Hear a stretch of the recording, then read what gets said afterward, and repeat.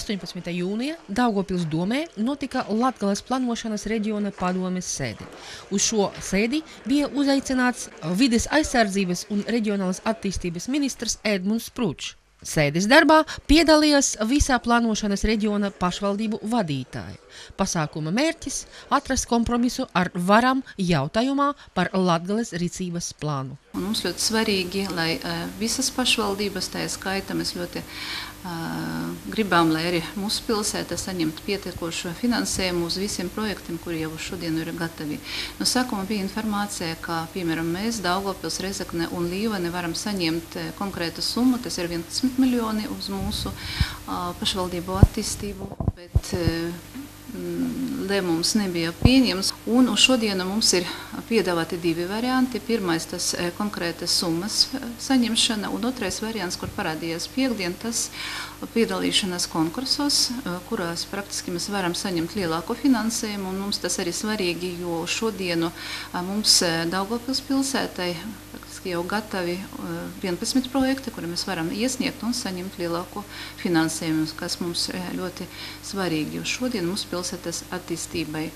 Runājot ar Sprūča kungu, visam pašvaldībiem bija ļoti daudz jautājumu, un uzskatu, ka tādas sēdes, kur piedalās mūsu valdības pārstāvji, ļoti ir aktuālas, jo jautājumu šodien ir ļoti daudz. Sprūča kungam arī mēs Daugavpils pašvaldībā uzdodam jautājumu, kāda veida finansējums būs piešķirts mūsu pilsētai, un pagaidām mēs vēl nevienojamies, pa kādu ceļu mēs iesim, vai pretendēsim uz konkrētu summu, tas ir 11 miljoni 3 pašvaldībām, vai piedalīsimies konkursa, bet mūsu prasība tas, kā visi kriteriji, kuri šodien mums bija piedāvāti, viņi būs pieņemti un apstiprināti. Latgales pašvaldību vadītāju izteica cerību, ka šīs plāns nebūs vienreizējs pabalsts Latgalei, bet valsts programma. Viņi uzskata, ka jāturpina uzsvērt to, ka rīcības plānam jābūt fokusētam uz uzņēmējdarbības attīstību, tātad darba vietu radīšanu. Priekšā ir nopietns darbs arī ar ekonomikas ministriju. Jaunie bērnu rotaļu laukumi drīz tiks uzstādītas dažādas pilsētas mikrorajonos. Piemēram, Viduspoguļankā, Ventas ielas rajona. Šis zemes gabals pieder pašvaldībai, un tieši tāpēc šeit tiks ierīkots bērnu laukums. Šīs bērnu laukums tiks nožogots aptuveni 26 metri žoga garums ar vārtiem. Ja? Šis spēļu aprīkojums atbilst visiem drošības normām, un tām ir visi nepieciešami certifikāti. Bet Slāvas skvērā būs vesela jauna bērnu spēļu pilsētiņa. Šeit Slāvas skvērā mums paredzēts izveidot bērnu rotaļu laukumu Tautas un Grodņas ielu krustojumā. Ja? Mēs plānojam nožogot bērnu rotaļu laukumu, lai nodrošinātu bērnu drošību un novērstu bērnu nokļūšanas uz ielas braucamās daļas. Ja? Paredzēts žoks aptuveni 70 un uz 80 metri garumā. Tiek plānots uzstādīt 8 aprīkojuma veidi. Tās būs bērnu rotaļu laukums, viengrūšanas komplekss, smilšu kastes, sols, dubultās šūpoles un šūpoles balansieris. Kāda vecuma bērniem šīs aprīkojums ir paredzēts? Šīs bērnu laukums domāts bērniem līdz 5 gadiem un no 5 līdz 12 gadiem. Vienā pusē mums paredzēts bērniem mazākiem un otrā no 5 līdz 12 gadiem. Arī Ruģeļos beidzot parādīsies bērnu laukums. Mikrorajona iedzīvotāji sen jau griezās domē ar lūgumu aprīkot šeit spēļu laukumu. Vieta iekārtu uzstādīšanai ir diezgan sarežģīta, jo šeit ir grava, kura jāizpilda ar gruntu. Šim nolikumu šeit obligāti jāizlīdzina vispirms reliefu, ja pēc tam tiks uzstādīts aprīkojums. Tiks uzstādīti 8 elementi, ja, tajā skaita šūpoles, bērnu rotaļu komplekss, vingrošanas komplekss, smilšu kastes, šūpoles balansieris un sols. 2012. gada 14. jūnijā tika noslēgts līgums ar Siaksil Baltic par bērnu rotaļu aprīkojumā piegādi, montāžu un izbūvi Daugavpils pilsēta uz kopēju summu vairāk nekā 39 000 lati. Šajā summā tika iekļauts aprīkojums uzstādīšanai bērnu rotaļu laukumos Slāvas skvēra, Gaismas iela 46 dzīvojamo māju pagalmā un Ventas ielas rajona, kā arī veco bērnu laukumu aprīkojuma modernizācija.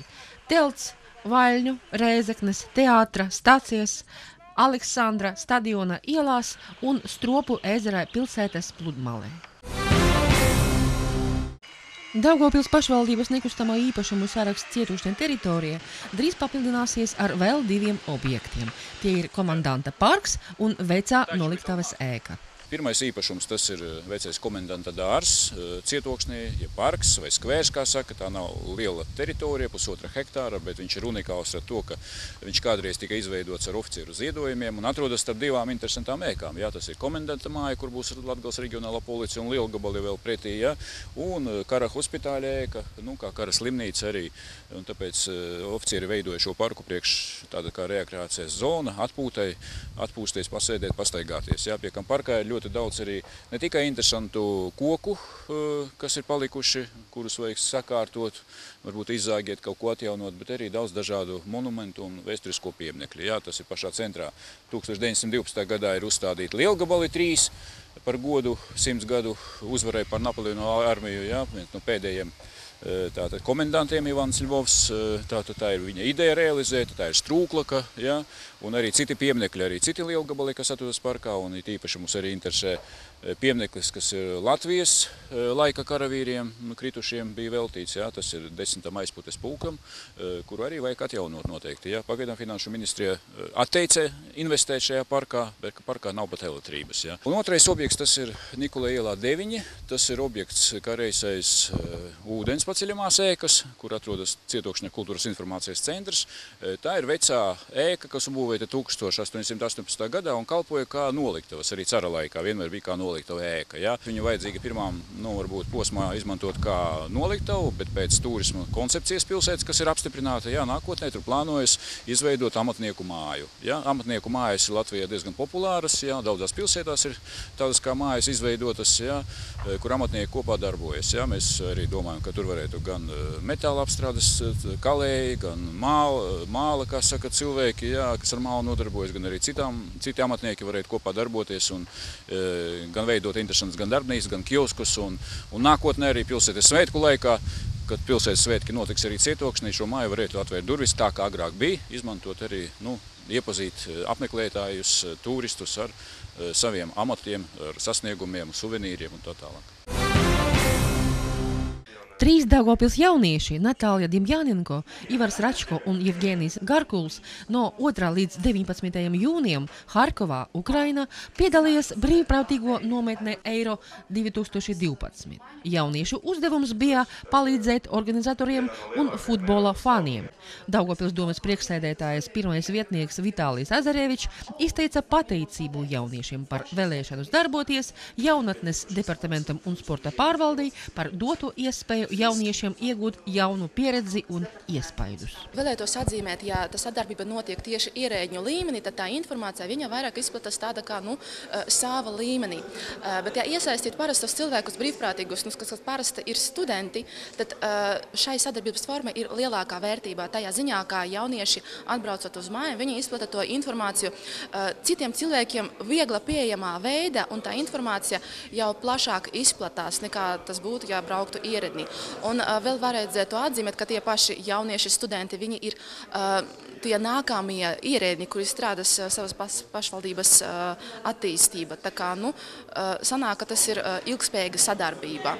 Braucienu uz Eiro 2012 Daugavpils pilsētas brīvprātīgiem jauniešiem organizēja jaunatnes departaments sadarbībā ar Daugavpils jauniešu koordinācijas padomi. Mēs plānojam, ja būs līdzīgi projekti, mēs noteikti iesaistīsimies, jā, un ar prieku arī gaidīsim šeit brīvprātīgos, lai arī viņi iepazinās Latviju un mūsu pilsētu. Mūsu stratēģija darbā ar jaunatni paredzēta sadaļa, kur mēs runājam par brīvprātības principiem, ar ko nodarbojas jaunieši.